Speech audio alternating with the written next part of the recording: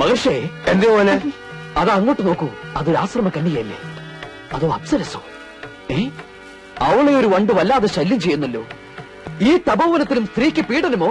പടച്ച തമ്പുരാനെ, വണ്ട് എന്ന് വെച്ചാൽ ലജ്ജാതി വണ്ട് അതോ 2-3 10-40 വണ്ട് കൂടിയിട്ടല്ലേ ഒരു പെണ്ണിനെ പീഡിപ്പിക്കണേ? നശിപ്പിച്ച് ചോദിക്കാനുണ്ടോ? 10-40 വണ്ട് കൂടെ പിന്നെ നശിക്കൂലേ? എന്റെ അതൊക്കെ നിങ്ങൾ ഇതിനകത്ത് മഹർഷിയ, അല്ലാതെ മുസ്ലിയാരല്ല. മാപ്പിള ഭാഷ പറഞ്ഞ് നാടൻ പറഞ്ഞ് കൊളാക്കരുത് കേട്ടോ. കുമാര, അനക്കീടായാലും കുറച്ച് വർഗീയത കൂടുതലുണ്ട്. എടോ, കലാകാരന്മാരെ തമ്മിൽ വർഗീയത പാടില്ല. മലബാറിൽ ഏത് മഹർജി ജനിച്ചാലും ഇങ്ങനെ പറയുള്ളൂ.